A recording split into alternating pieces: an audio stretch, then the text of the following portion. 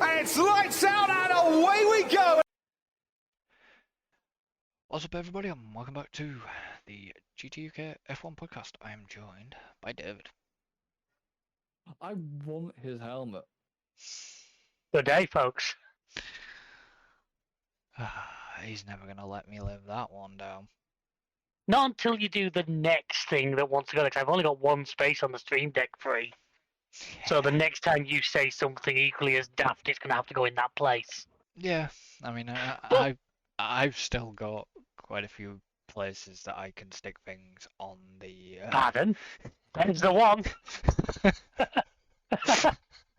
I've still got quite a few places I can stick things, okay. On my soundboard. But I'd have the to prob- get the prob- page. Yeah, but the problem is have we got enough sound clip? You know, have we got enough Discord clips left to be able to put new sounds in without removing some? But yes, Well, welcome that's not back. what we're here to talk about. Welcome back, guys, and Miami did deliver. It didn't disappoint. Is all I'm going to say. Could I say it was one of the ultimate examples of, like, from the lowest point to the highest point in a very short space of time? Yeah. I just want to put something past you before we actually begin talking about obviously the weekend. But did you notice the Miami background things that they were using? Very Grand Theft Auto. Yeah. Did you also notice what song was played during one part? Tom Petty, Love is a Long Road. Yeah. So they're playing on the GTA 6. Yeah, I did actually spot that. You're right. And I had this discussion with Alan last night.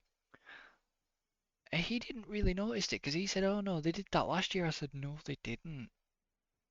No, that was definitely. There's definitely a GTA fan somewhere in their design team. Yeah, it was But yeah, it was very Tom on Petty. It was Tom Petty. It was very it's like GTA box art. Yeah, very on the sort of the nose for the new GTA, and I'm like, F1 in the new GTA confirmed, folks. That's it. We've got it. and I was kind of wondering if you would have noticed, but like I said, I'm very surprised Alan didn't really notice. Oh no, that Tom Petty song has probably been in the top 5 of my most played songs on Spotify. I always like Tom Petty anyway. I think he's a great artist, but yeah, but the problem was now all I can think of when I hear that song is GTA. GTA. I'm just waiting. I thought I'm just waiting for the next trailer on that. I really am. I'm waiting for them. I think that's at the moment. I think they've got enough issues on their hands. To be honest, but that's not what we're here to talk about. Maybe we should actually do a separate podcast for that, for stuff like that. So yeah, so Miami, another sprint weekend, back-to-back sprints. Yeah.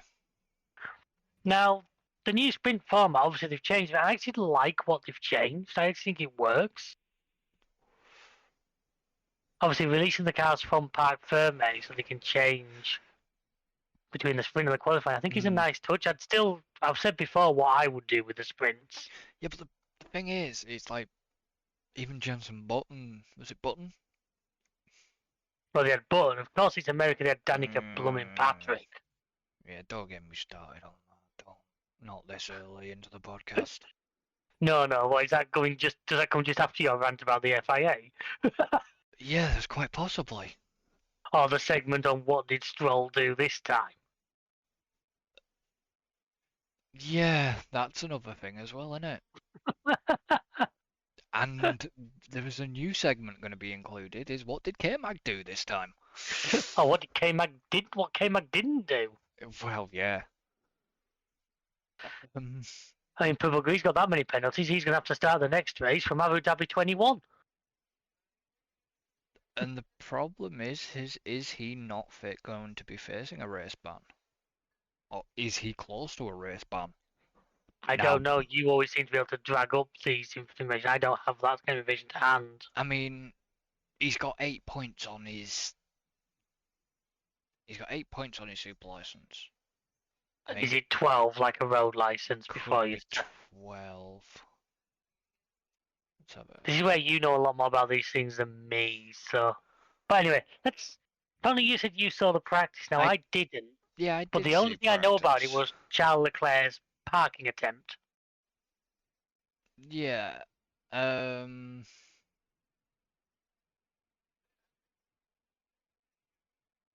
Oh, so Max did get damage after hitting.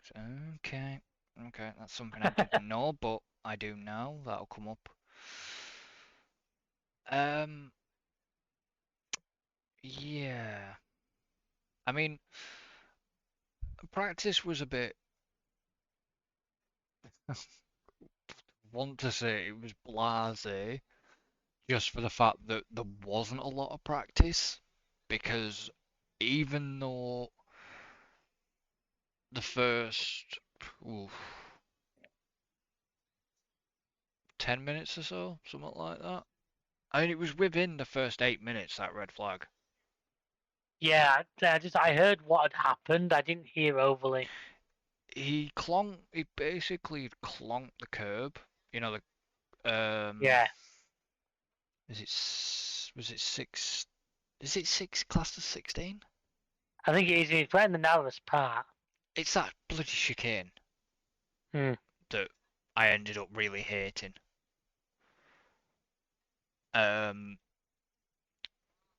So he clonked the curb before, he unsettled the car, then he clonked the chicane one,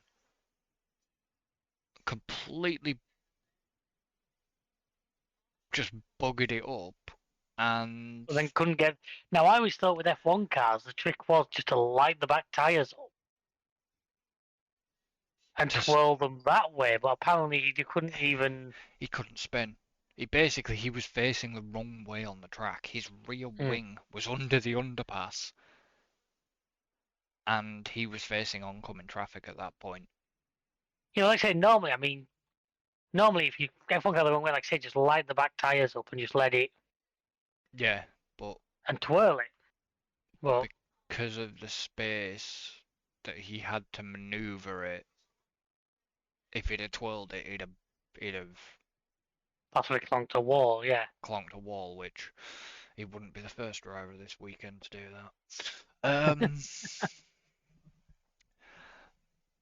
So he tried to stick it in reverse, got it in reverse, but because of the amount of time it took them to either decide to red flag, double yellow, or allow him to get a gap to Yeah. re-engage gear again and get going again, the clutch had overheated. So the car ended up stuck. So in the end, they brought the red flag out, carried on the countdown timer, and Hang on, brought the red flag out and carried on. I always thought the timer stopped when the red flag. no, not in practice. Ah, okay. In qualifying, yes, not in practice. In a practice session, Right. if the red flag comes out, it will still count down. All right. And because if you'd know, if you'd have actually seen practice, what happened was obviously red flag come out, but the countdown timer was still counting down of the session because All right. yeah, it doesn't stop unless it's unless it's bloody qualifying or something like that. Right. Okay. Yeah. But there's just gaps in my knowledge. There was a couple here and there. And then really McLaren had steering issues. Both cars had steering issues to begin with. Not good on a circuit with not a lot of runoff area. No, but it was what was it? They They could turn left, but they were literally both struggling to turn right.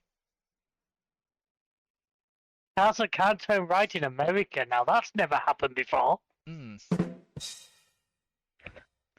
You ask Danica about that one. Oh yeah. I mean, even in the practice, you know,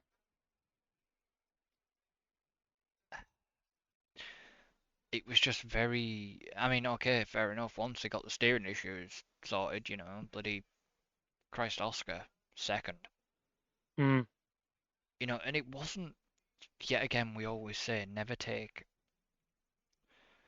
Never practice. take practice as gospel because, like, Yes. as we've said, especially in the weekend where there's only one practice session. Mm, Because they've chosen to prioritize like heavy fuel running, yeah. you're not going to get a realistic figure out of them for a race pace. No. Because even Alonso had his issues. He wasn't quick in practice, was Alonso. And yeah, that was it. Leclerc had done 3 laps before his spin. Yeah, and obviously because the way he retired, he was out for the rest of the session. Yeah, and bizarrely enough, the only people that the only people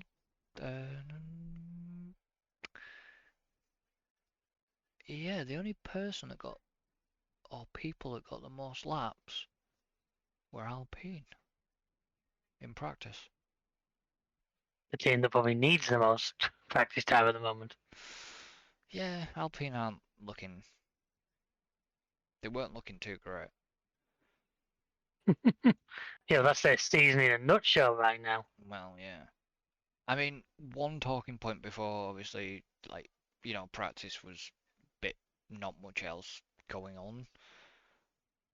Before we move on, is I was very disappointed with Ferrari in that livery. Oh, this blue car that turned out to have like a couple of blue corners on it. Yeah. I gotta say that them blue overalls look bleeding awful, or was it just me? They were not great.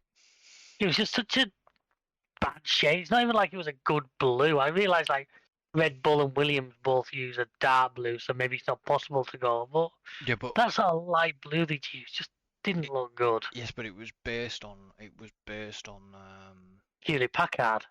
the colour of the Ferrari as well. One of the original colours on a Ferrari.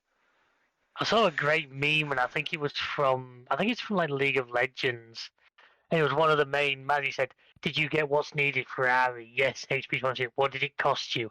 Everything. And the character had blue lips, blue ears. I mean, the one that made me chuckle was the breaking news?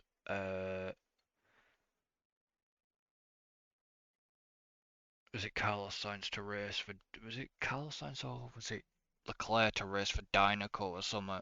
Yeah, that was it. Well, for the most of the season, they've been making links that Bottas looks like one of the cars from Cars, haven't they, with his mustache and that. Mm. I mean, if we're talking liveries, let's say the Visa Cash App RB livery actually looked great. I liked that RB livery. Yeah, we like the Miami style Yeah. multicolour. That did look good, but yeah, Ferrari. Is that livery in for the season then with Ferrari, or is he going No. back to just a plain red car next week? It's going back to Thank plain God red. for that. It was obviously. It just looked, to be honest, shit. I mean, Fred Vasseur had heard somebody say the car needed more HP, but that's not what they meant. One thing other to mention, obviously, it was the anniversary of. Is it Of Ayrton. Is it the anniversary of Ayrton and Roland Ratzenberger Roland as well? Ratzenberger, yeah, 30 years on it. I noticed that there was a picture going around of this sphere in Vegas Yeah. done on his helmet. There was a mural painted just outside the track as well, wasn't there? There was a lot of really nice stuff done there. Well, he was a legend. I'd put him down as the greatest F1 driver. I know that's a contentious topic. I don't want to start that debate, but he is one of the greats. Not gonna lie. You know, I would even add like Nicky Lauda to the list. oh yeah, I never liked that debate because to say the greatest driver, especially when you're comparing it across decades and that, Mm, so it's not something I ever. But I think there's pretty confident that he'd be on most lists. yeah. I mean, you know, he is one of the icons. Undoubtedly. And obviously, we've got Imola next. Yeah, we've got Ferrari's home ground next. Yeah. Could be interesting, especially if weather's a play.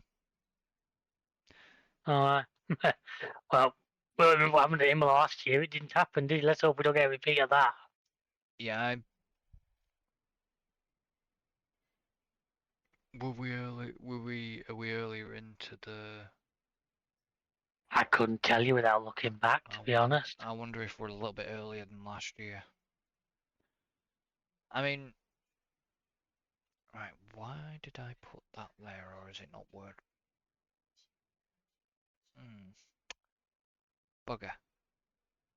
What have you done? What have Well, you done? Well, I'd written something down, and I can't remember why. You might have to put context on that if you remember. Why, what does it say? It was about. It was sprint qualifying. It was to do with Bottas and Piastri. And the stewards. Was there a blocking incident? There was a bit of impeding, wasn't there? Which I'm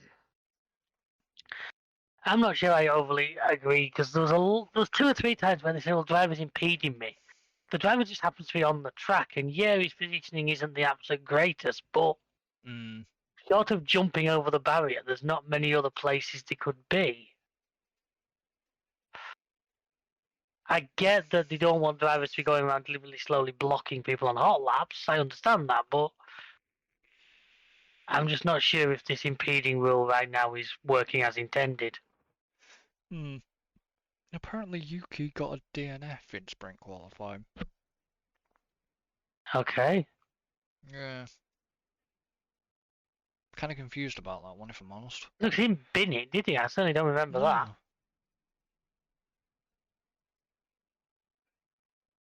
Yeah, I don't know why it's classing him as a DNF in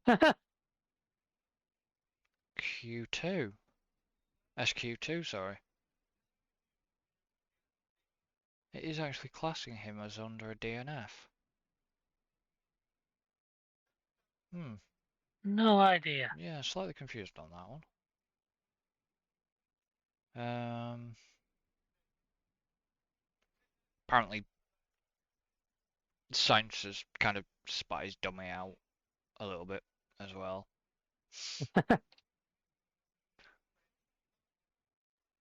I mean,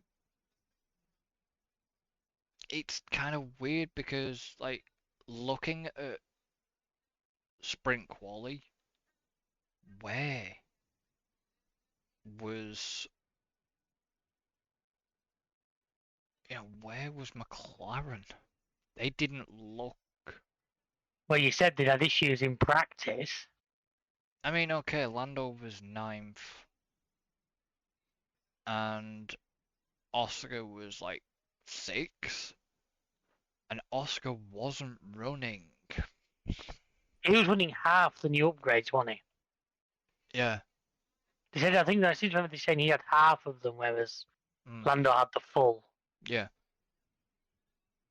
I mean, Aston Martin 7th and 8th in sprint quali.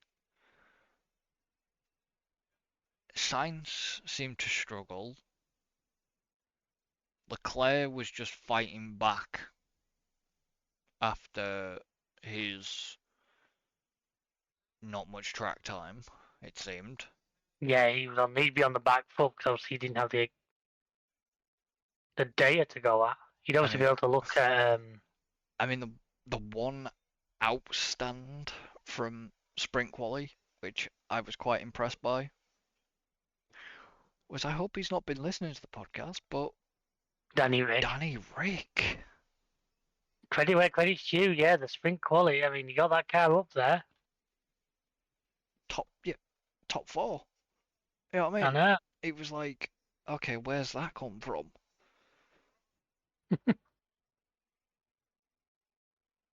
Yeah, I know what you're saying. I knew you were going to leave with that because I thought the exact same thing myself.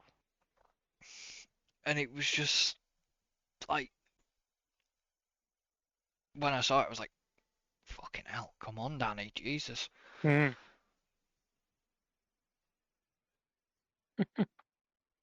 And I mean, fair play to Hulkenberg. I mean, he got it in 10th.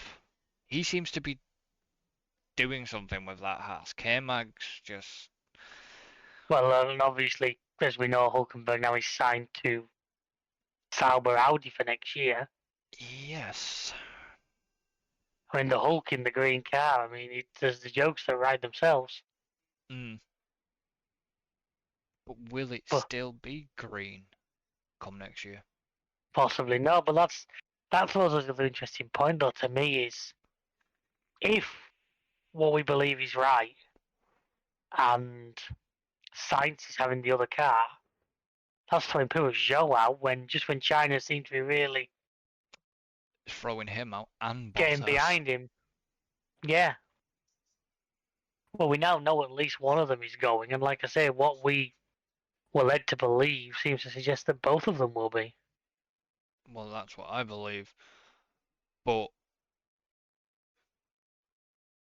the seat that Hulk's taken is Bottas's seat. We know that, do we?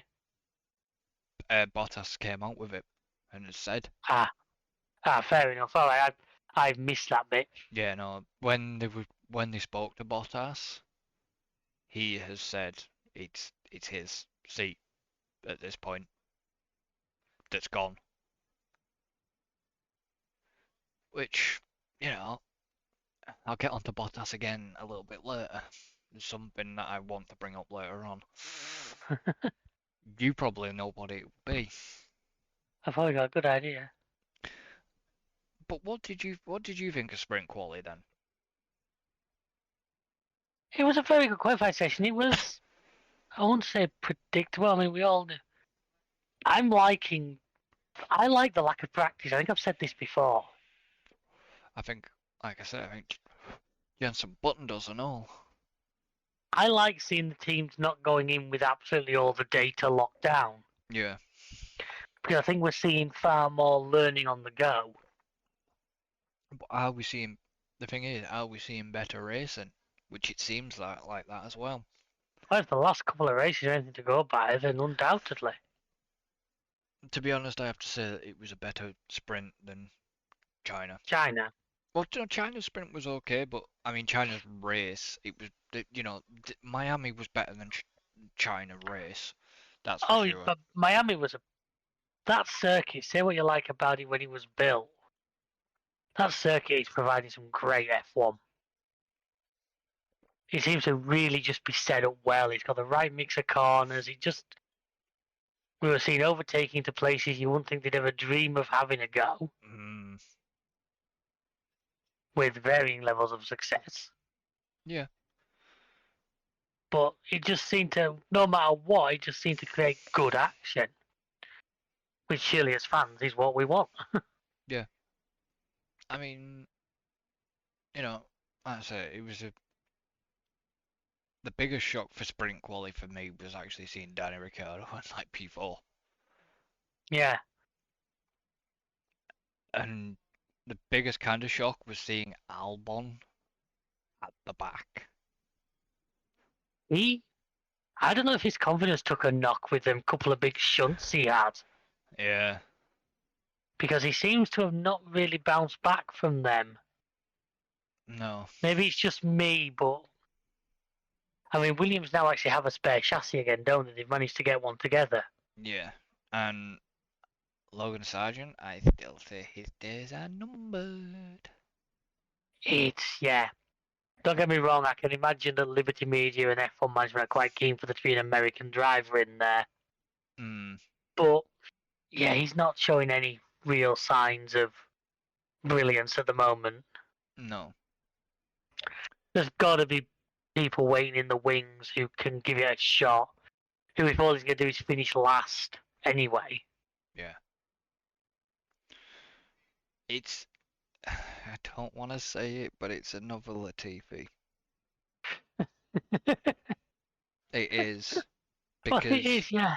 No, I'm not disagreeing with you at all because you're 100% right. Because when we come onto the race, obviously, I'll explain what I mean by this. One Yeah, if thing anyone new to the sport, Latifi was the driver before Logan Sargent in the Williams. Yeah, And alongside who's Russell.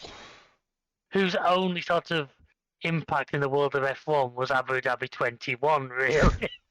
You're getting the Hamilton fan going again, don't do it. I'm not, but that's the best way I can put it. Because in theory, it was his crash that caused. It is his crash that, that caused But what happened. Other than that, unfortunately, the guy had a very unremarkable time. And unfortunately, Sargent, unless. I mean, you can pin part of the blame on the car. The car is not great. But However, you look at what Albon's doing with it. that's what I mean. That's what I was coming to. I'm going to say, let's be honest. I don't think if you gave Sargent Perez his seat, I don't think he'd keep up with Max. Not a chance. But you can't 100% blame him. No, the car's Because not. I think if you stuck Max in that car, I think he might just struggle to points. Yeah. You know what I mean? That's the point. That's where I was trying to go with that. Yeah, and I mean the other big,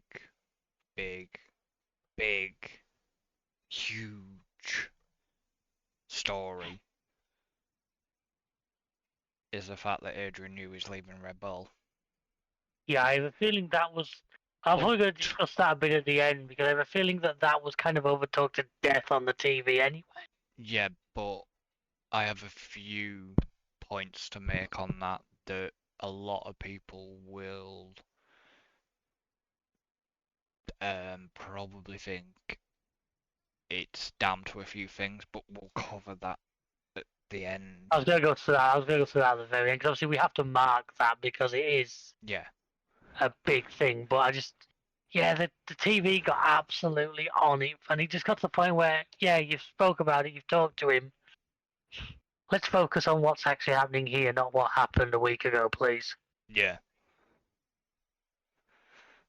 But we'll come on to that later on, guys. So stick around for that discussion. So I think we're off kind of onto like the actual sprint. One thing I didn't notice though, that looking at the sprint grid, because I have the sprint grid page in front of me, didn't realise Bottas was penalised 3 grid places. Impeding, wasn't it? No. For driving unnecessarily slowly during sprint qualifying. Oh, right. Yeah. Albon had to obviously start from pit lane due to their car got modified under Parc Fermé. Yeah, I know he started from the pit. I didn't. Yeah, but I didn't realise about Bottas had lost his 3 grid places, which Obviously didn't make the minimum delta. no. I mean, I will come on to my steward FIA rant a little bit later on. Of course, we've got one, folks. It's Chris. If we didn't have one, you'd think you're listening to a different podcast. Yeah. So where did Bottas actually finish? Alright, okay. So technically he would have started at the back.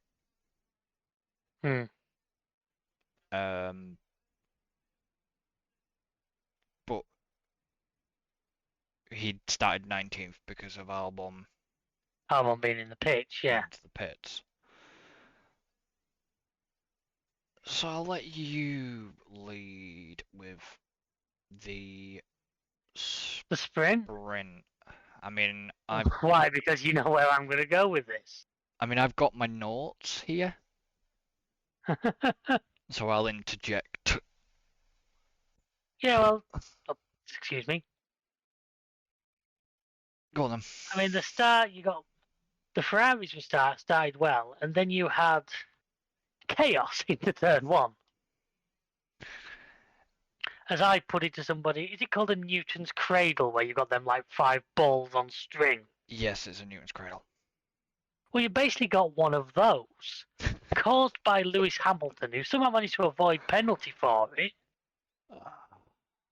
Because to me, he knocked into Alonso, who knocked into Stroll, who knocked into Norris. Well, Poor Norris ended up out for it. yeah, Alonso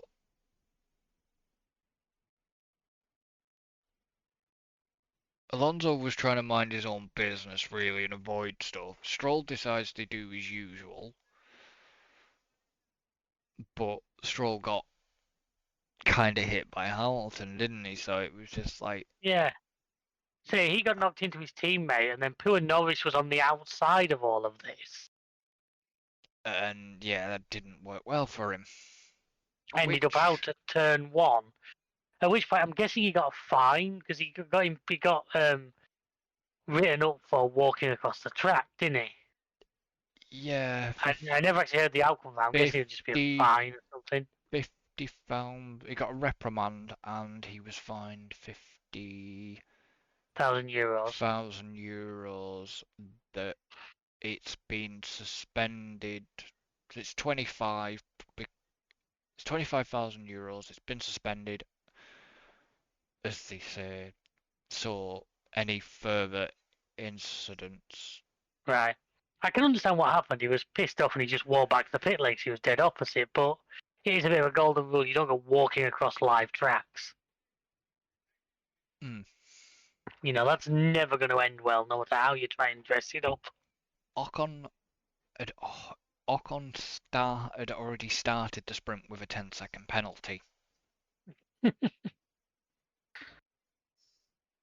was for someone leading up to the grid, wasn't it, or something like that? Yeah, he got the 10-second penalty before going up to the grid because of an unsafe release. Yeah, he clipped, was it an Aston Martin? No, Leclerc. Oh, Leclerc was Ferrari, I remember. Yeah, he literally not rear-ended, but rear-tired him. Mm. Hit Leclerc's rear tyre. So he got a 10-second penalty for that. Unsafe release from the pit lane.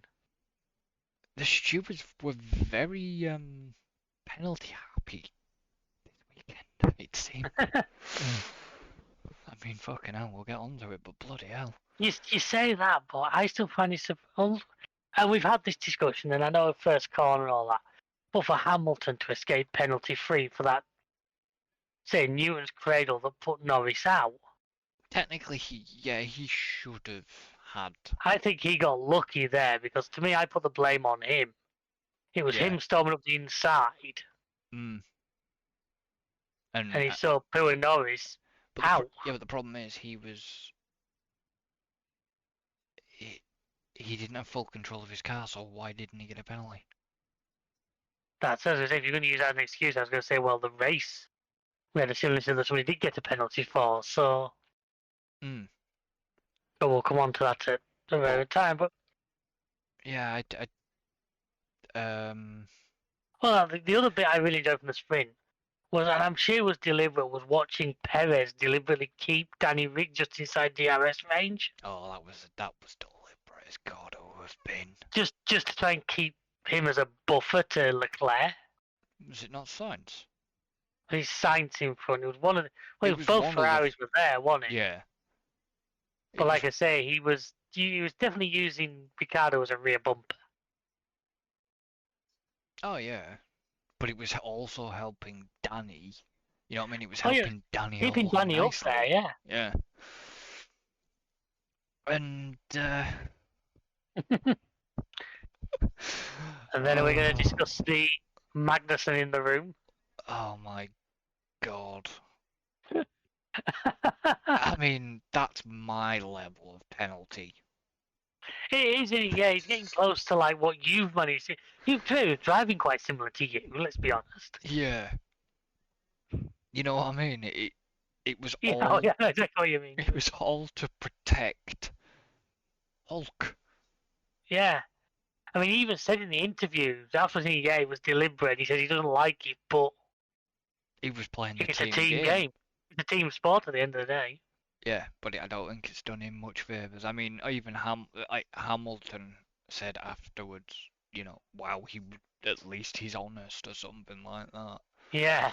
And it was just like, bang, it was just like, what the fuck is K-Mag doing? Really, what is he doing? I mean, okay, so he got 25 seconds of time penalties. I actually thought I ended up going up over 30, but I could be wrong. It has happened on very rare occasions.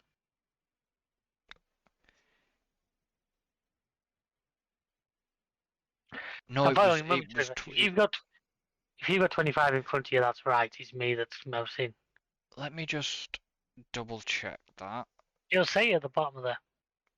Magnussen received. Max received three 10 Oh, second right, okay, time so it penalties. wasn't So it's 25. 30. It was 35 seconds. It was 35 in total then. Yeah, because and a 5-second penalty for exceeding track limits.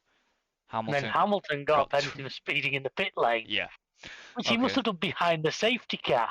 Mm. I just love though he fought so hard for that last championship place. Yeah. That last point for 8th and then got it taken off him for that. Yeah. Okay, so my note was slightly incorrect, but at the time I wrote it, it was 25 second time Yeah. penalty. I hadn't seen I hadn't seen the rest being applied at that point then. Yeah, that's almost your level of penalty, to be honest, at Bahrain. Was I Yeah, in the for the- Renault and you rear-ended me and walked away with 45 seconds of penalties? Something like that. Was it not? Was it? Yeah.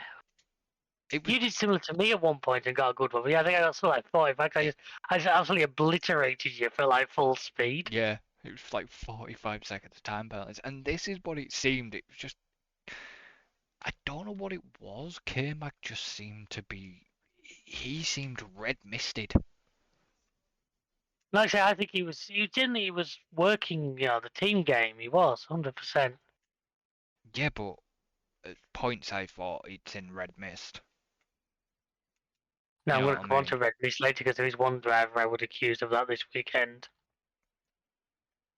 I mean, yeah, Lando obviously got reprimanded and fined because of walking across the. Which, like I say, I can fully understand that because I think you don't want drivers just walking across tracks and stuff because that is never going to end well. No, because Hamilton got he didn't get a similar thing, but I think he got reprimanded and fined for a Silverstone incident where he ended up loosening his seatbelt or taking something to do with his seatbelt, wasn't it, at Silverstone? It was the end of the race when he loosened his seatbelt so he could stand up a bit more to wave. Mm. I mean, it all goes out like Vettel got it that time for the scooter incident at Australia. Or when he nabbed the scooter. When he was riding round the track on it, which I still think he should have got fined for because nothing else, the fans bloody loved it. But yeah, he copped a penalty for. He copped, I'm pretty sure, a fine for that. So. Yeah. I mean, the sprint was good. It was plenty of action. Oh yeah, like I said, the Miami circuit seems to be breeding good overtaking and good, I mean, good moments. obviously,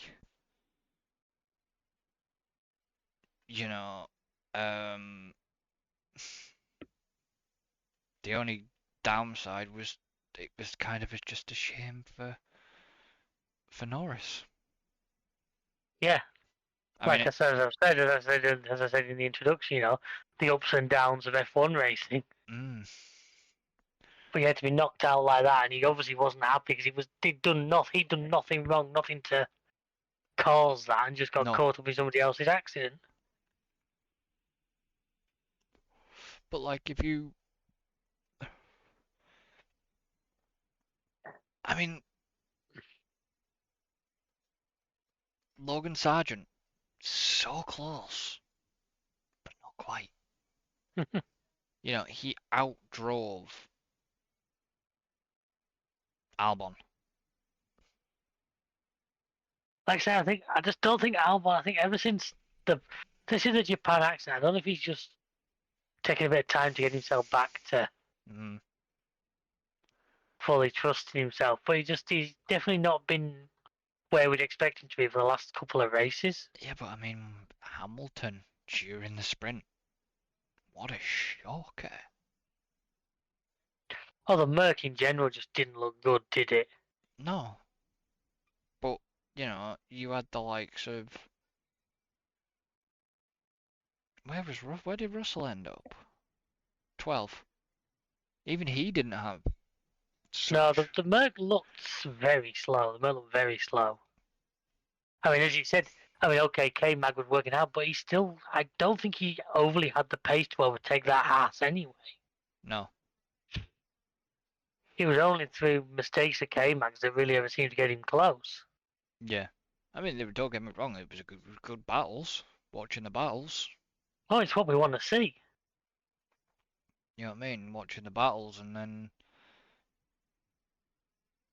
I mean, Sauber wasn't bad, but wasn't great. Alpine seem to finally be showing some small echelons of improvement from where they started the season. Yeah. Small, minor improvement. Yeah. Because at the start of this season, they were looking in a real bad place. Yeah.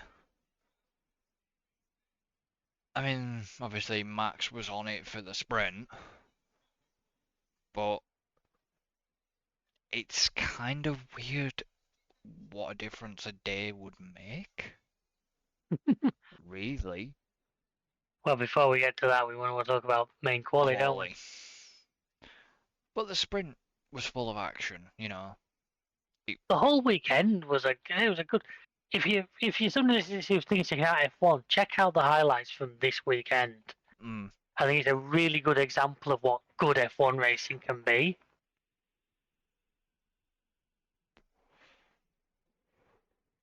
Certainly more than some events have been in the past.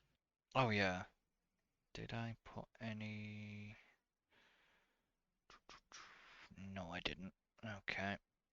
We'll have to just wing this one. You've no notes for quali. Yeah, I didn't have any down. Because it was just... I mean, the Ferraris were on it in quali. Perez, see, that's the thing. Going back to the sprint as well, quickly. Perez seemed on it, but then couldn't really keep that momentum for quali. Okay, yes, he qualified 4th, but he just didn't seem to... Yeah, I know what you're saying. He seemed to struggle. Yeah. I don't know if it was the car itself, had they made a setup change that hadn't done too well, because they were allowed to change between... They were allowed to change between the sprint and quali. Between the sprint and quali, but then once they're into quali, it goes back into a parc fermé. It's once they go over the first timing line, isn't it? At the end of the pit lane, it then goes back in a parc fermé. I actually watched the thing with Ted actually explaining it all, which made a bit more sense. To be honest, to get your head round it. Yeah. And yeah, didn't never. That's was quite an interesting thing, was the fact that the FIA actually put little stickers on the pieces on the car. They put stickers on it. Oh, did they? I didn't see any of that. Yeah, no, what they actually do is on every part of the car, you don't see it because they're so small. There is the stickers on the car Right. that the FIA basically, that's them knowing that if there's no sticker on a part of the car that has been, You know that bit's been changed. yeah, they know the bit's been changed if they can't find the sticker because they know exactly where they put the sticker. Yeah. And what I didn't realise was, so from sprint qualifying, after sprint qualifying, the cars go into a special anti-tampering bag. No, I didn't know anything about that. No, that's news to me. Yeah, this is what Ted said. Ted showed you it. They go into Ah, a special anti-tampering bag. It's a black car cover, basically. to stop the teams changing But anything. Yeah. they have like a grip tie that basically says FIA Parc Fermé on it, Yeah. that they loop onto the, I guess, loopholes of the cover. But the only way they can actually get it off is they have to physically cut it. So if they have to cut that Yeah. So tag, they then know it's been messed with. yeah, if they cut the tag, then the cars, they've taken it out of Parc Fermé, which I imagine that's probably what happened with Williams when they took it out of Parc Fermé. I would imagine. So yeah, this is the most of. I mean, what did you think of qualifying? I'm actually going to let you lead this one. I'm going to let you lead I qualifying. like there was a little bit like 2x2. There was nothing really jumped out at me. I mean, both Saubers out in the first qualifying, so that's what we've seen for a while. As you say, Danny Rick went from fourth to 18. Yeah. Which, like I say, what a difference it's what a difference an afternoon makes. Yeah. Because it had to be track temp. You know, it had to be the track temperature and Well, actually, it was like over 40 degrees for parts of the weekend, wasn't it? yeah. But that had to have played a huge factor into why he just couldn't Couldn't keep get it the car together. fired up properly. Yeah. Well, nobody really could. People were. Well, I noticed at the end of Q3, nobody improved the time. No.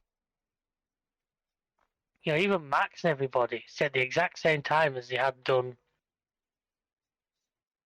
Well, didn't set a slower time than they kept the same from the first set. Apart from the Mercs who decided, oh, let's try the medium tyre?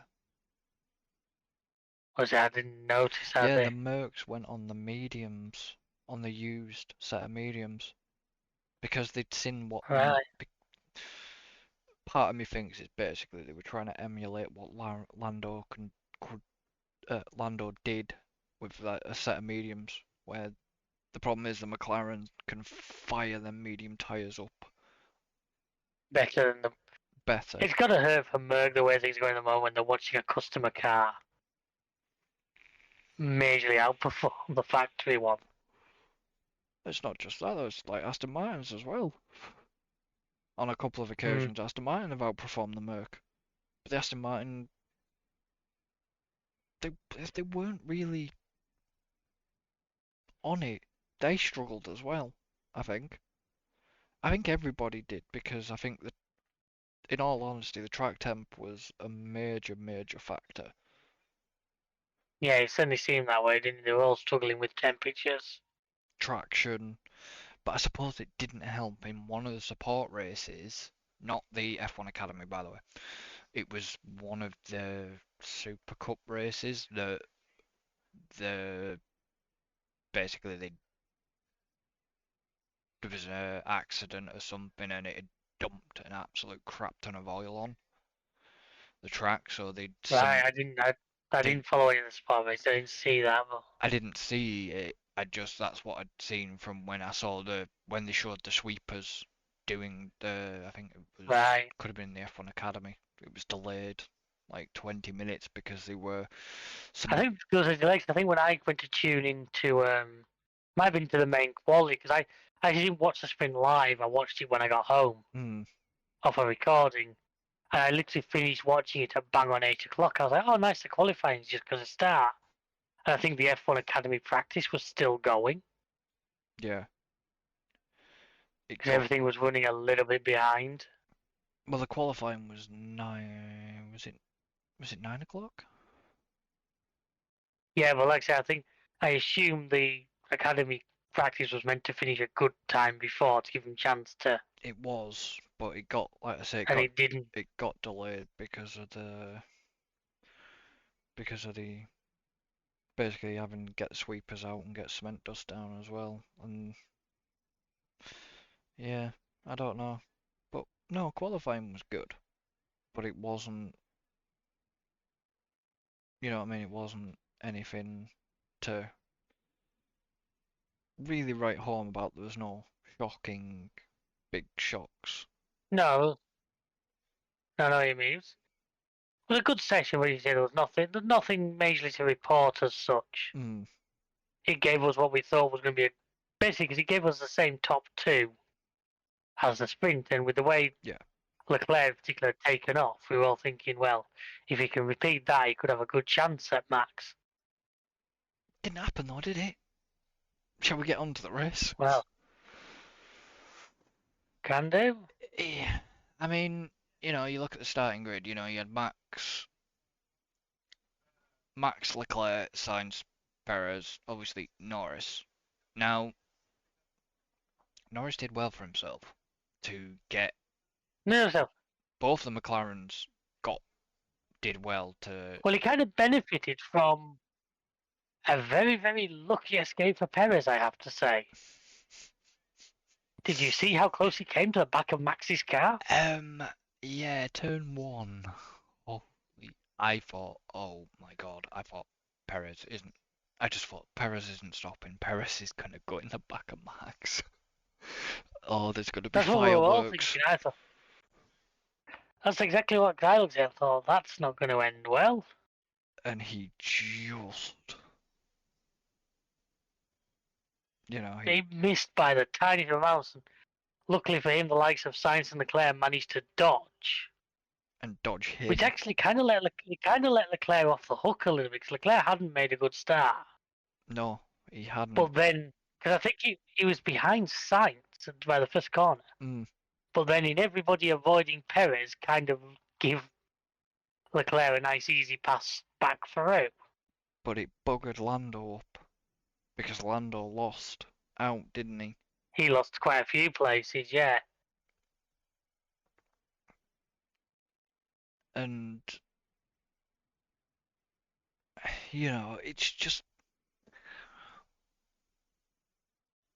I watched that bit and I was like, oh god, Perez, stop. Well, if he runs into the back of Max, this is going to be a Oh, it's gonna be bloody fireworks, murder.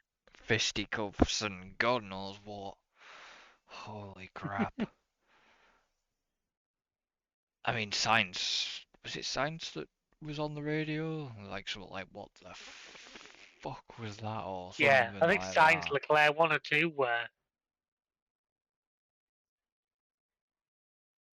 I mean, we did well that nobody got collected at all. Yeah.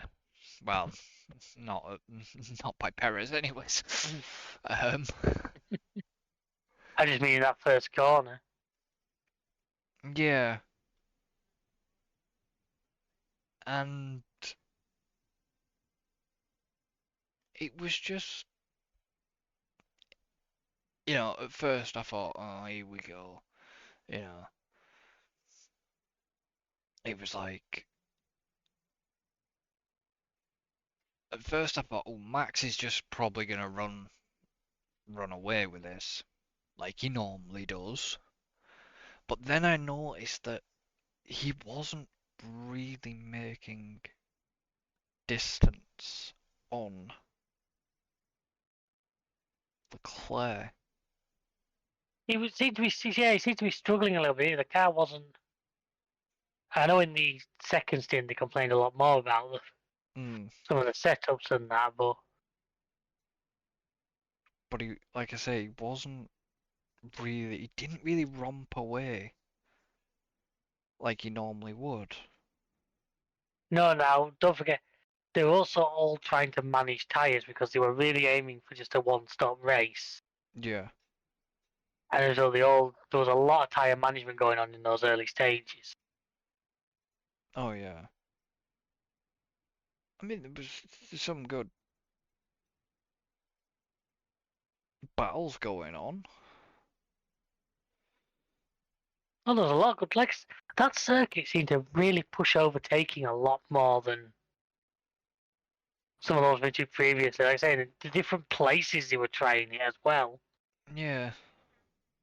which is always good to see. But it was just like, I mean, then obviously, you know, stuff happened, shall we say. What do you mean? Matt's got a bit bored and decided to play Kaplunk. The Bollard incident. Yeah, Max unfortunately almost the make of his own demise because he managed to take out the Bollard, bring out a VSC, which he took the opportunity and pitted. Now, obviously, that's the usual dumb thing because you lose a lot less time, but we're going to learn in a minute, it may not have been the wisest move they've ever come up with. No. But it was. They seemed quite slow to react. Well, the FIA again, yeah, I know what you mean there. But then again, we had this in China, didn't we? With Bottas's car. Yeah. They seemed slow to react. They were One thing I will say, Ferrari seems to be trying the old let's send the mechanics out into the pit lane without actually pitting the car trick, They were doing which is a pet peeve of mine. You mean Merck's old trick? Yeah, which is something I really dislike. Ferrari seemed to be quite good at doing it this weekend. The dummy in. Because they said at one point they'd send the dummy out after the car had passed the end of the pit lane, which was a bit. Yeah. That's what I mean. It was a bit strange what not McLaren, what Ferrari were playing at. Mm. I mean, you've got the likes of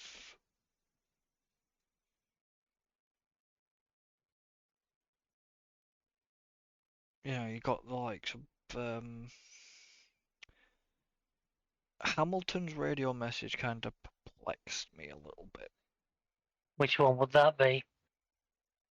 Can they not put another bollard back in its place? Oh yeah, when he said they couldn't see the curve anymore. Yeah. So how would they do that during a live race? You'd be thinking, it'd have to be a safety car, it'd have to be. Because I'm guessing they were just, them bollards obviously aren't held in with a lot, so. No. It's probably the same type of bollard that you see on them stupid cycle lanes. For example, cycle lanes with the bloody black bases and the bollard sticking out. It'd be something like that. That's the only example I can give. It just, that radio message kind of just was like, right, well, how are they supposed to do that without either a red flag? Red flag in the race. If you red flag the race now, I'm sure they were over race distance anyways. No, they weren't. They were only about halfway. So even if they're over race distance, they'll try and restart it unless time's really against them. Mm, So I think he would have restarted in that scenario. yeah, but it'd have seemed a little bit stupid to red flag the race just to put For that, yeah. the ball out in place. I'd have understood if it was the Tech Pro barrier. Hmm. Yeah, the barrier needed fixing. That's a different matter. But Like I did wonder at that point though, at the point of the K-Mag and Sergeant incident. now this we're gonna get this guy. I'm not sure I fully agree with K-Mag getting a penalty for that one. Okay. Why? Because his car was at least halfway down the side of Sergeant's car. Now at that point you were supposed to leave space. Now I get this whole he's not a place you're expecting an overtake. But K-Mag had got out of turn one better and was coming up the inside. To me he was entitled to room. And if you look at the point of impact, he had two wheels up the curb. He had no more space to give himself, short of having to run off the track. Yeah. To me, Logan turned across the front of him. But I just don't agree that K-Mag got the penalty. But I'm guessing the way the stewards. They apparently claim that you wouldn't be expecting a car to be there, but Yeah, but I'm also guessing the way the stewards saw it was probably the way that, yes, K-Mag was alongside, but he wasn't. He didn't have his nose in front. no, it wasn't in front. No, but the rules have never said you have to be in front. No, but I always thought that the way that they looked at that was the fact that if it was side by side, one car had to have its nose in Yeah, but that front. doesn't mean just because the second car doesn't, you can turn across the front of them. Yeah. All times you should leave the car's width. That's been a golden rule for as long as it's been a thing. I don't know, maybe feel free in the comments below to tell me why I'm wrong. I think it was a bit unfair to give K-Mag that penalty for having a go at a gap that was there and then being turned in on. Yeah, but I think more of the reason why he got the penalty is because technically it came under caused a collision. I think that's why. What? Yeah, I don't blame him for causing the collision. I think more of that falls with Sargent. Well, yeah, because if he didn't, yeah, but the thing is, if he didn't see him there, then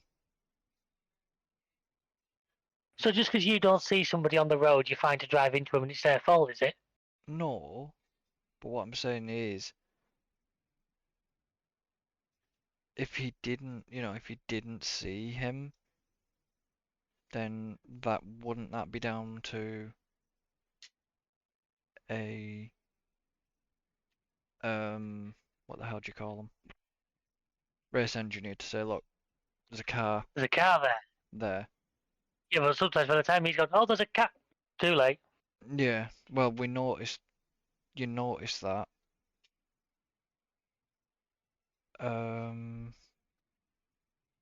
Where was it? Was there a... Who was it that didn't tell him that he was there? Was it Bottas? Was it the Bottas incident where Bottas ends up turning in on somebody? I can't remember now, to be honest with you. And I think the team didn't tell him he was there. I think he wasn't happy about it because the team didn't tell him that the car was there. I think that was the Bottas and Piastri incident. That was it, yeah. Yeah, the team didn't during sprint quali. They didn't tell him he was there. That was during quality. During races, to me, it's a little different because you've not always got the absolute time. Yeah, but it's kind of weird how K-Mag got the 10 second for.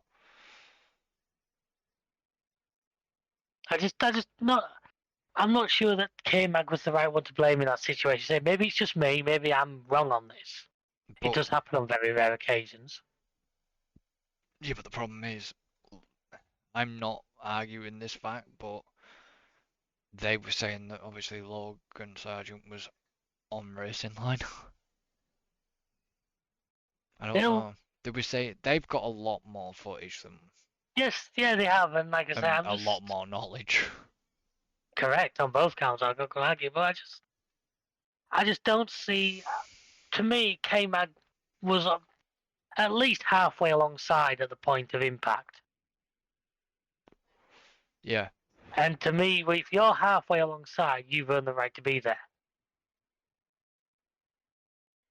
Especially, well, if it was a situation where the other driver had nowhere to go, say, for example, the castle section at Baku, mm, I agree you should back out, but Logan had a lot of circuit to the side of him. yeah. But it So was, to me, he should have been on him then to move out, to mind out a little bit and just make sure both cars. I mean, at the end of the day, it cost Sargent a lot more than it cost K-Mag. K-Mag because Sargent was out. Yeah, and K-Mag front wing.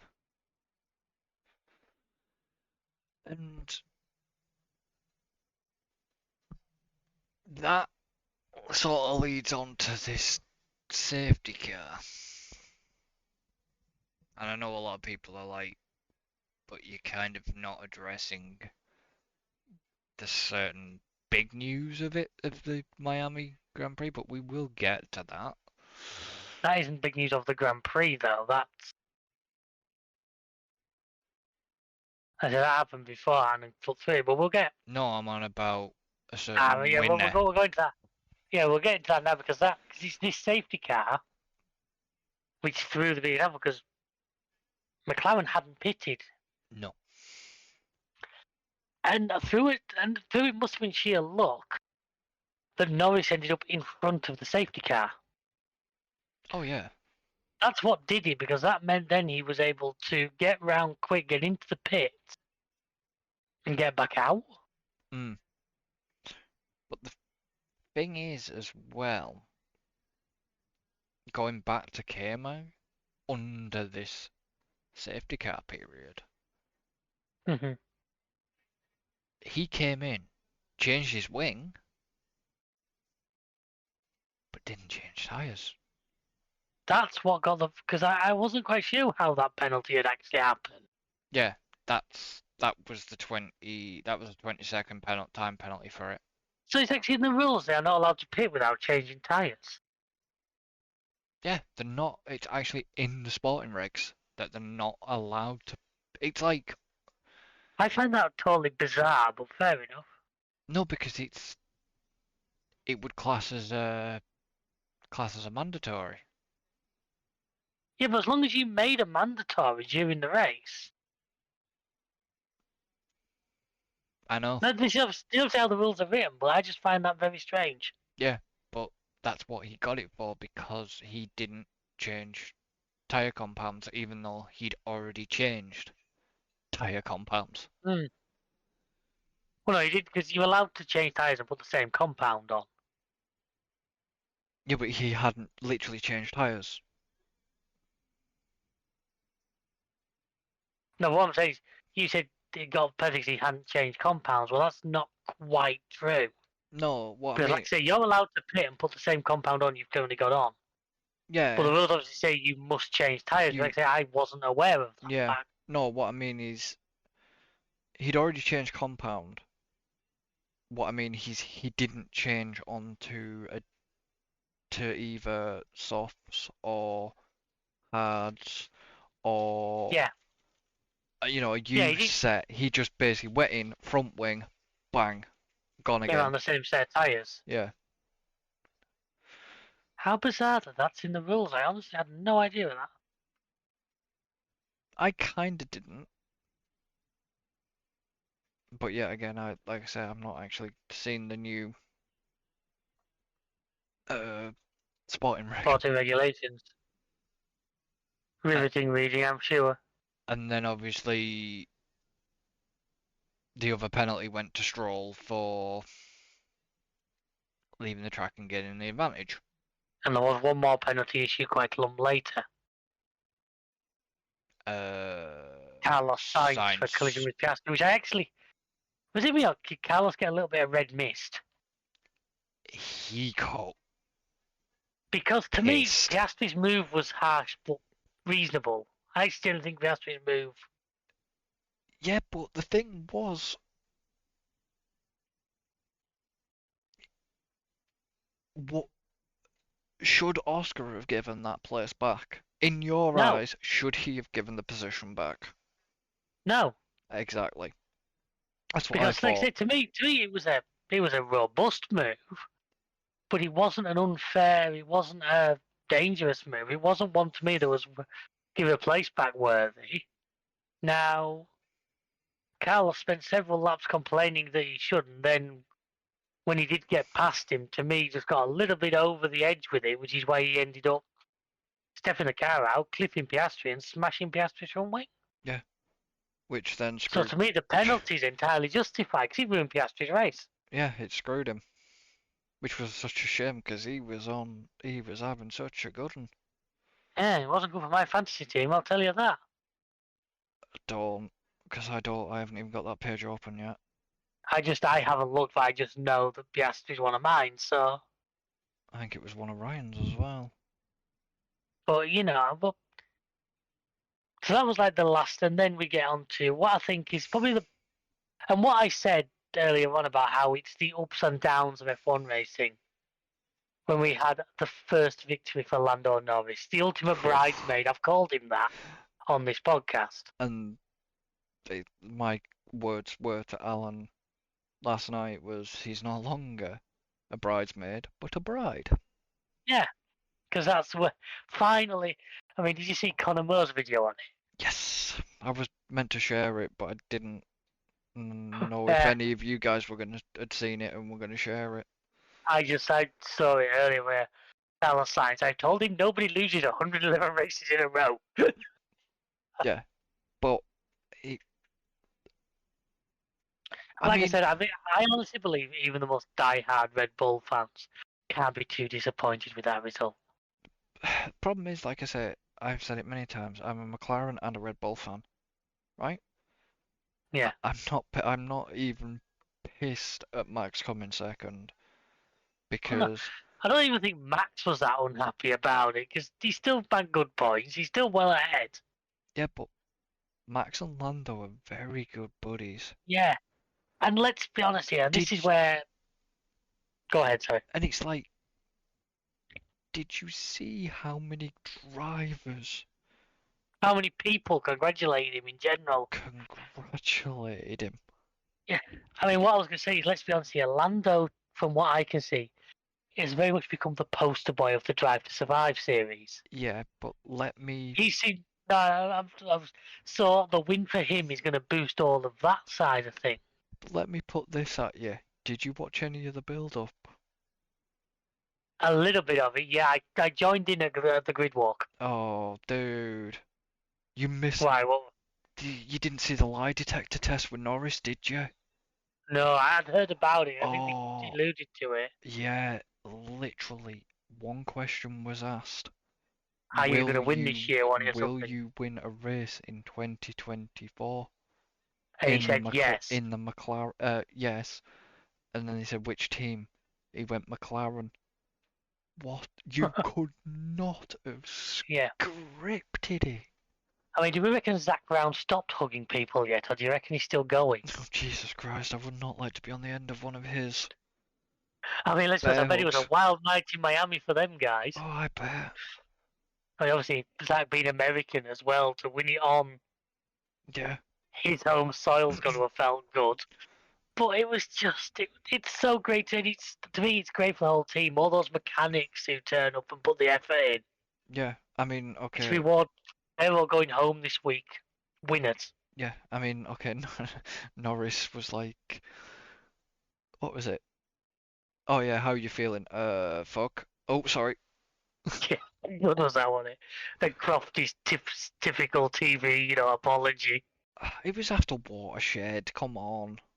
I But know, and I don't but- mind. I personally don't find it a problem because it's like it's the funny thing was because I was at home with other half and my mother, and I called them both from what they were doing. I said, "You want to watch the end of this?" the Because I said, "You're watching history here." the adrenaline.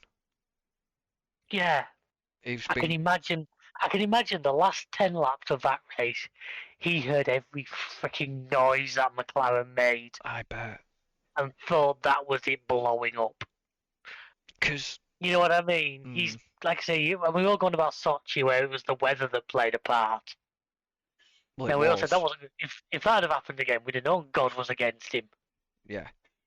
But the last few laps, and they kept telling Piastri, didn't they, when he was trying to get back through the pack, don't do anything stupid. Don't bring out. Don't cause a safety car. Yeah, don't cause a safety car. Lando is leading the race.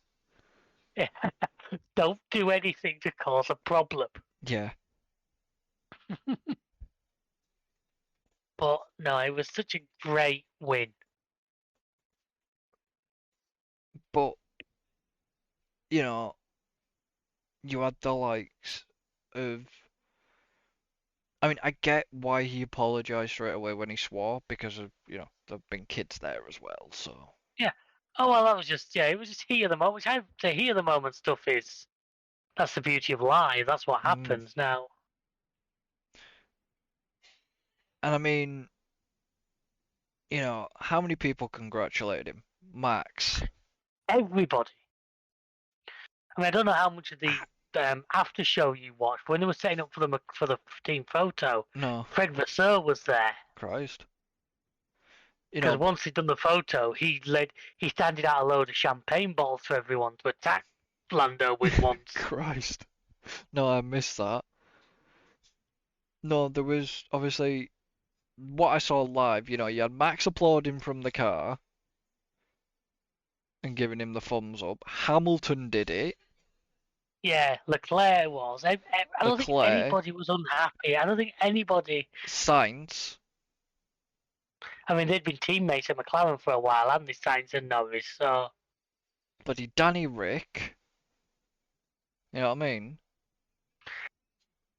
but yeah, because I mean, like I said, they were 'Cause- setting up because at the end, because they had Crofty and Bundle, they were talking in front of the McLaren. Because go back to Monza where Norris had to fucking stay at the back of Danny Rick. Say Sochi. Yeah, Sochi where the rain came down. yeah. Say like I said, I've called him the ultimate bridesmaid a few times because what was it? Was it 15 podiums without a win? Which is the F1 record nobody wants. And it was it 110 110 races. races? And it was just he got covered in champers. Oh, I say he got it a second time once he got. I Say, after he did the didn't photo. see that. Yeah, Fred Vasseur turned up, took a McLaren hat, and then handed out a load of bottles to everyone without seeing. And then as soon as he took the photo, that was it. Because I've noticed because the champagne's Ferrari. I'm assuming it's not the same Ferrari No, as it's the not. car company, but it's Ferrari branded now. Yeah. One thing he did show you, Petro Ferrari was there. Yep. Which probably because of the new sponsorship deal and all that. And then it's kind of weird because like George had nicked off with Lando's hat at the beginning.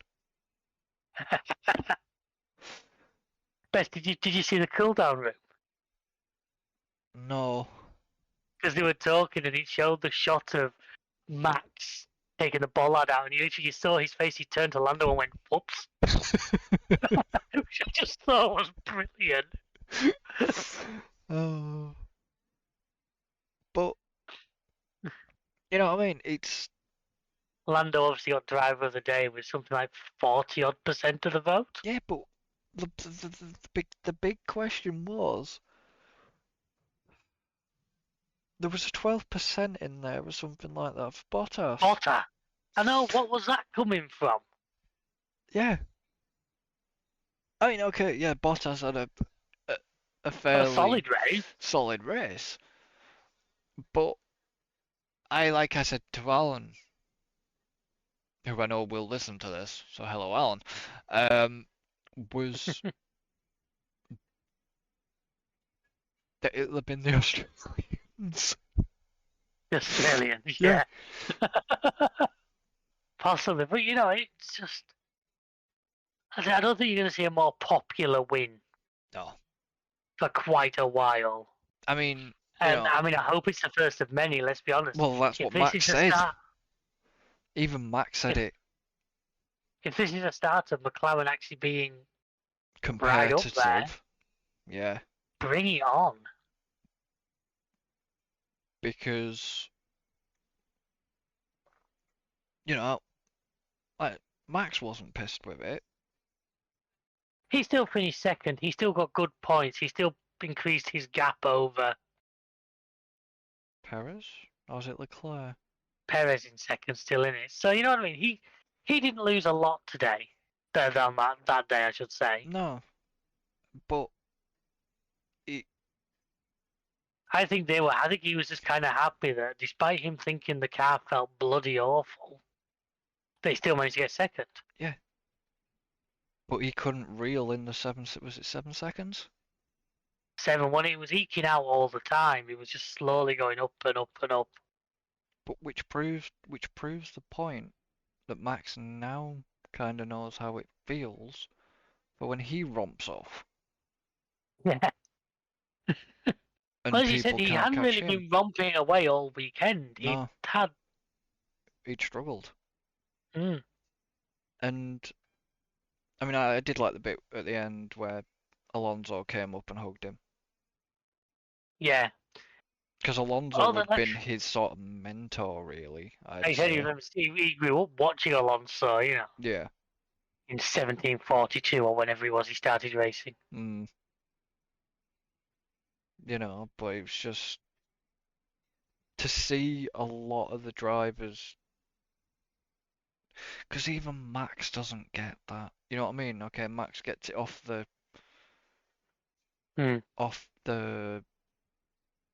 whoever's second and third, but to see the reaction that Lando got, Oh yeah. with his first win. As I said, it's a good day for sport. It's a really good day for sport. Yeah.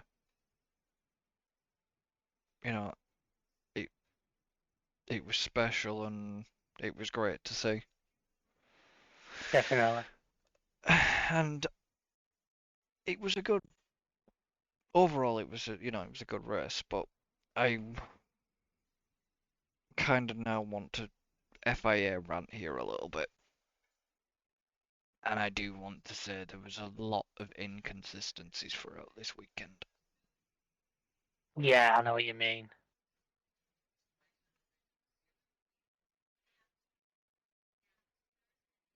There was a lot of decisions that it seemed weird that they were quick to dish the penalties out on some. Well, Alonso had a bit of a rant about that, didn't he? Did he? Yeah, he felt there was maybe a bit of bias going on in certain places. But in terms of they were quick to dish penalties out, but yet in decisions during race, the races, they were quite slow. Yeah, I know what you mean. Even when that bollard was on what they classed racing line. It took them longer than it should have done. Yeah, it took a second hit of that bollard. The bollard got destroyed for them before they actually decided they were going to do something about it. If I'm honest. Like I say, if we go back to Bottas' retired car at China, had the same problem. Yeah. It just took far too long to actually sort it out. Mm-hmm. So, overall, Overall, a positive. yeah.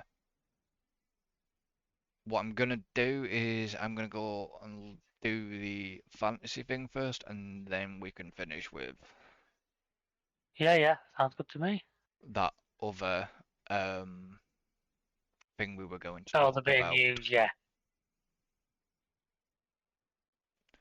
So, obviously, you guys won't see this yet. You've got to just give me a second while I get in to it first. Podcast versus listeners, which you still can join. It's up to you guys whether you want to join or not. But Oh, yeah. you know, We'd like to see a few of you in there. Give us a run for our money. and hopefully, like next season as well, we'll do another one and we'll try and get it set up as early as possible and stuff Yeah. like that. That's the whole point. So,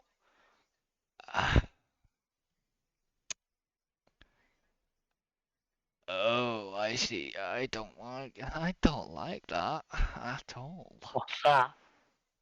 The fact that you're 1,251 points. The fact that I'm now 400 points clear of you. Yeah. Yeah, I think I got a little bit of luck involved because I didn't think my arm was gonna go well. But when you look at just the race, I just edged you. Oh, you did. So, Alan didn't have a good one. Despite having Norris in his team, which you think would have been. Yeah, but he was 2 times on Norris as well. That's what. So he still not got, I'm guessing the being knocked out of the sprint's probably what hurt that a lot. It did for him because he'd had a look last night while everything was still provisional. Hmm. And Norris getting knocked out of the sprint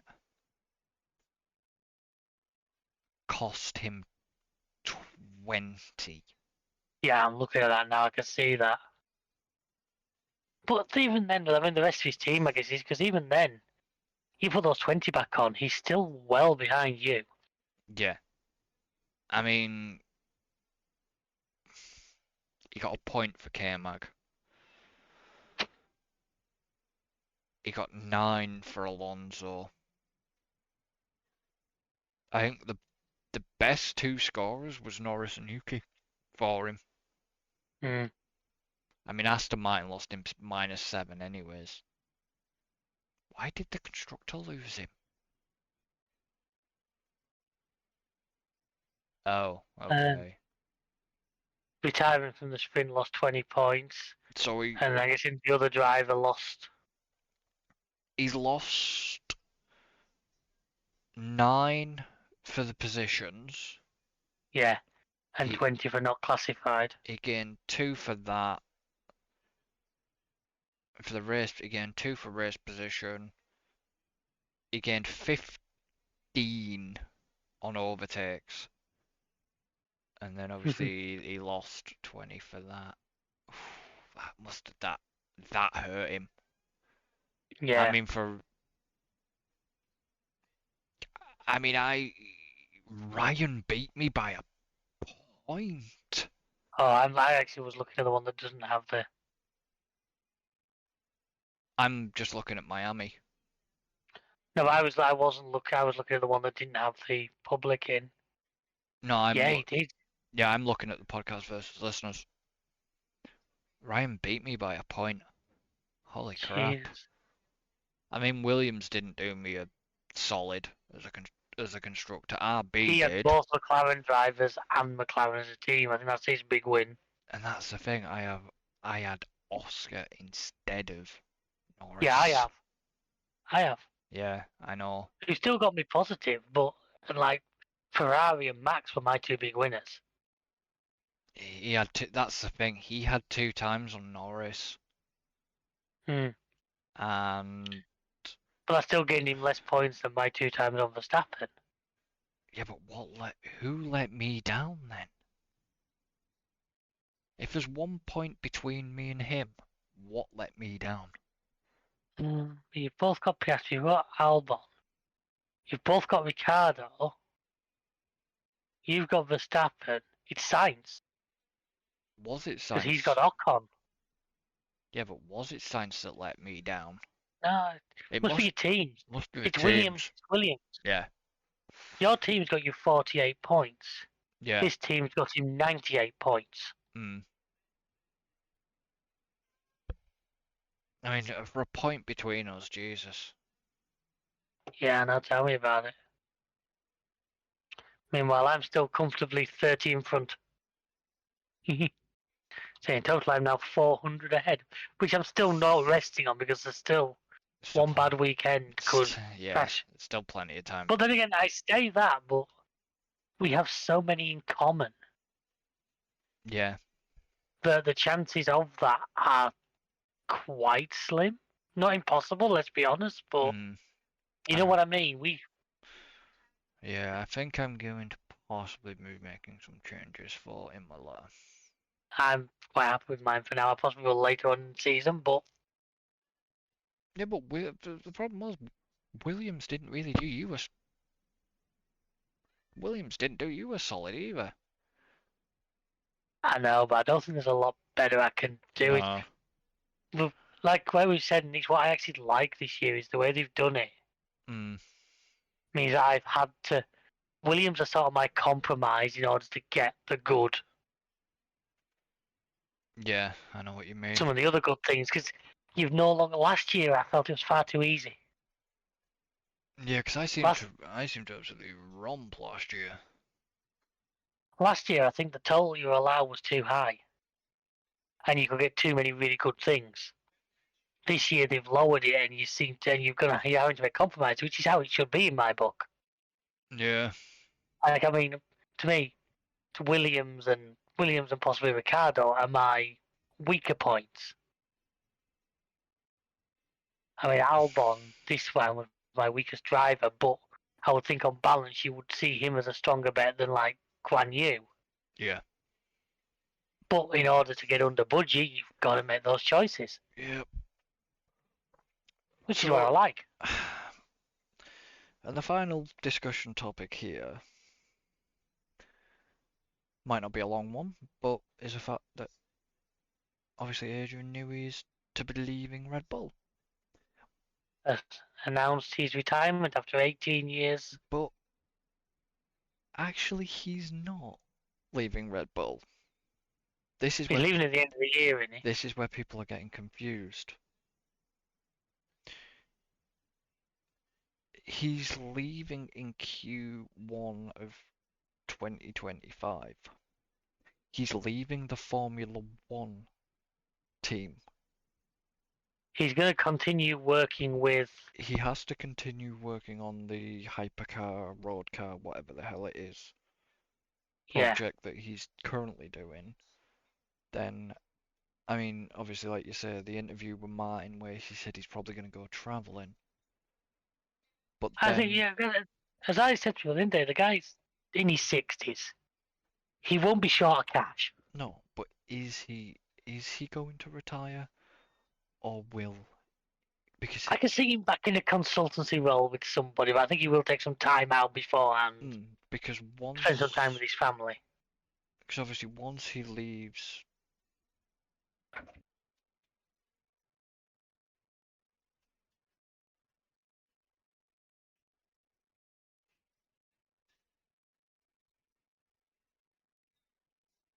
Are you still there? That's a very long silence. No, because once... I'm trying to remember what the hell I was going to say. It's completely chucked me. Once he leaves Red Bull, I think you were going for. Once he finishes up that project, will he then travel, or will he go to another team? You know what I mean? Will he? Well, let's be honest. The role he's in, he could quite happily probably do while travelling. Yeah, but he's hot. The problem is he's hot property now. Oh he's become very hot property. There will be no team on the grid would turn him down if the opportunity arose. It's that simple. The problem is, does he want to spend the next years of his life? That's where I'm coming from. Like I say, I could see him coming back. I don't see him coming back like where he is at Red Bull. Maybe doing a bit of consultancy for a couple of teams. Mm, Something he can do from a laptop on his yacht or whatever. yeah. Take home a bit of a paycheck and then. But like I say, it's not like he needs the money. No. I can imagine his last few years at Red Bull, his contracts have had quite a lot of zeros on the end of them. Yeah. And I mean, everybody's saying, oh, he's leaving because of all this crap that's been going on with apparently the power struggle between Helmut Marko and Horner. I just think he's reached the age where he's I think ready for. I think he's had enough. I think he wants to spend more time with his wife. Yeah. And his family, or whatever. I say he's got a yacht being built. Yeah. I mean, at the end of the day, we kind of glorify F1 a little bit. I can't imagine it's an easy life. Well, You spend 2/3 of the no. year away from home, and yes, you're getting to travel the world, but it's not the bits of the world you necessarily want to go and see. No. Like I say, you're away from home for most of the year these days. Well, they're away from what? February. Basically, from February, at the to very least, from February till December. the start of December, with the odd trip home and about 4 weeks in the middle of summer. Yeah. Now, I don't know about you, but the idea of spending that amount of time away from home is not something I'd take lightly. I wouldn't take Even it. if I wouldn't take it lightly, but if the money was good, yeah, but the money being good bit would probably only keep you for so long. oh yeah. I mean, he. Like I say, I reckon he'll be at the point now where the money won't be a thing anymore. No. He's. I would imagine if he hasn't got more than he could spend, I'd be questioning why. Yeah. I mean, he's doing it because. At the end of the day, he's undoubtedly the greatest designer in F1 history. I'm sorry, I'm saying that. Well, he is. I've said for years he could have designed a wheelie bin. It'd still have been quicker around track than a Williams. Yeah.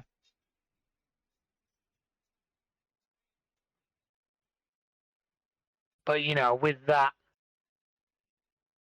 has You come know. the push, and he's had a lot of success. I mean, was it 25 World Championships? Well, what has he had? He's had Williams, Williams, McLaren, McLaren. and Red Bull.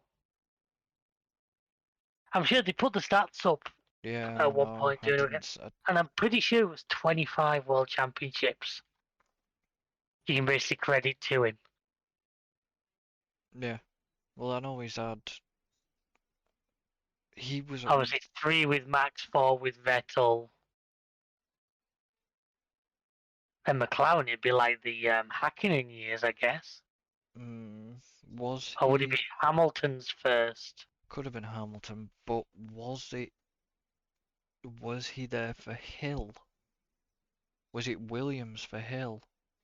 I think he was. I think that's where he started, wasn't it? Yeah. But yeah, it's going to be a big change. Is it going to? I don't think it's going to hurt Red Bull as much as some people are trying to make out. I know. Simply because.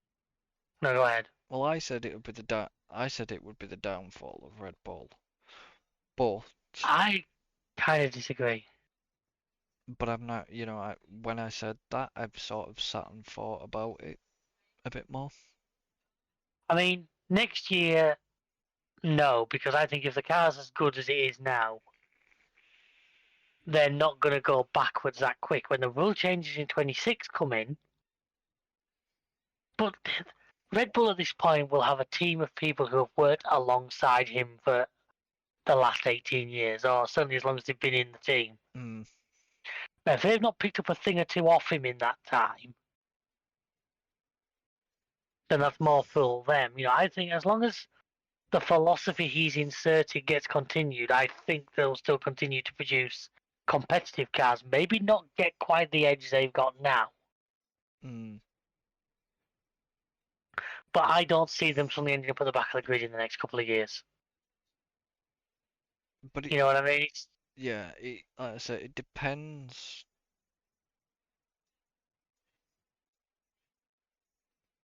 You know, if the I want to say understudies. You know what I mean? Yeah, yeah. Like the people working within the people in these teams. Yeah, if they've, if they know sort of thing, if they're worth the money, they'll pick someone up off him. Oh yeah, 100% they will have done now. As you say, it's these big regulation changes in 26 that will throw the cat amongst them. But you say next year's car is going to be an evolution of this year's car, and we all know this year's car's been damn good. So But, you know, what? I've completely lost my train of thought, which isn't great. Not at this stage. Will, do you think that's it? Do you think he has shared something with the understudies? Or do you think he's kept? no, I think he'll share because I think the understudies will have been the ones putting the final touches to what he thought. Because they're not just there to say yes, you're doing well. They'll have been doing tasks, Yeah, and they'll have had to understand where he was going. yeah, Now you never know. There might be somebody else who we're talking about in 25 years' time as the next. mm, You know what I mean? It's one of those. It's like drivers. It's every now and then somebody comes along who's just so damn good at whichever field they happen to be in, yeah. and that's what Newey did, and that's what he will be remembered for. Oh yeah. I think it'll be a long time before his records are broken. But the one thing you know in F1, eventually all records are broken. Well, we know that. Max has broken a few. And we never thought Schumacher's World Championship record would be broken, and so far, someone's equalled it. And it will get broken eventually now. It may be by Max, it may not be, maybe by somebody later. Did Hamilton not break it? No, he equalled it. Oh, he did, didn't he? Yeah. At the moment, he's level on championships. Mm, But the point I'm making is, like I say, is that all records will fall. yeah. That's definitely true. Right. Please tell me there is no sprint race at Imola. I can't I'm deal pretty with sure another there sodding isn't. sprint. I'm pretty sure there isn't. I'm just checking then. I'm just checking the schedule now. Just make every weekend a sprint weekend. No. There's no sprint at Imola. But So just make every. it's back at a good time. It's back at early afternoon times. I don't know. I quite like 8 o'clock at night was good for me. Actually, it works. It meant I could do things through the day. Yeah, but But I know what you're saying. it's.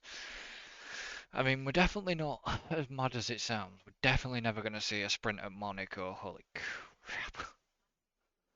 That would be an interesting sprint race, wouldn't it?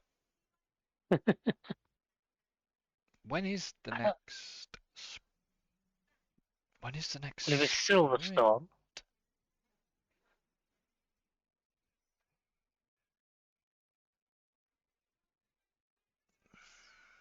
Don't. Will it not be Austria?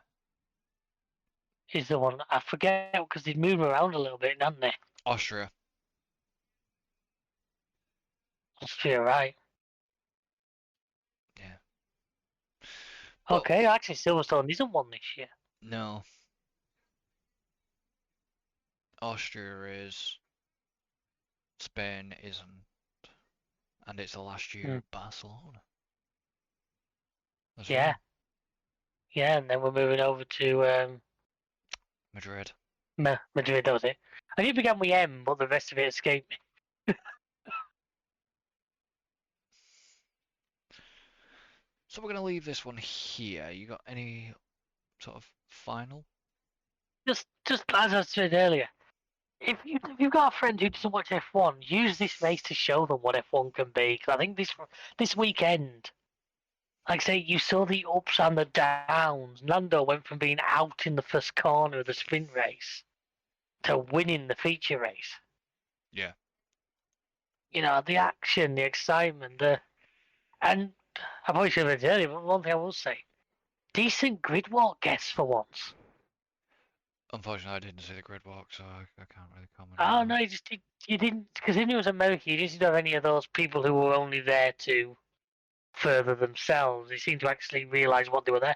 He had an interview with Camilla Cabello, and actually she seemed at least vaguely interested in what was going on, which is an improvement on some previous ones. Yeah, I mean, I know. Is it Charlotte Tilbury? I have no idea who the fuck she is. I can't remember. She was a makeup artist, anyways. She was there. Yeah, I think she was there. I think she's there to do with the Academy. Academy, isn't she? Yeah. So we were talking to her and Susie Wolf before the race. Yeah. But yeah, probably the best race of the season so far. Best weekend, in my opinion. Yeah, it's been one of the better weekends this. And sort of proving that the Miami, as much as we all looked at the beginning and went, racing in a car park, really? It's Yeah. working. Well, this one is, yeah. This one worked. Yeah. But I mean, have you got any closing thoughts? Not really, apart from just thank you to everybody that listens, anybody that, comes over onto the YouTube channels and, the YouTube gaming side of things, and obviously Yeah. this podcast will obviously go out the usual time on the places where you get your podcasts. And Yeah. the fact that me, David, and Alan will be bringing you some actual F1 24 game Content very soon. streams, but that will be over on the Twitch. And the way to find the Twitch, you can do that by the YouTube channel. And for the YouTube channel, the link is up the top of the podcast. Yeah. So we shall see you for Imola. So until then, I want his helmet. Good night, everyone. goodbye for now.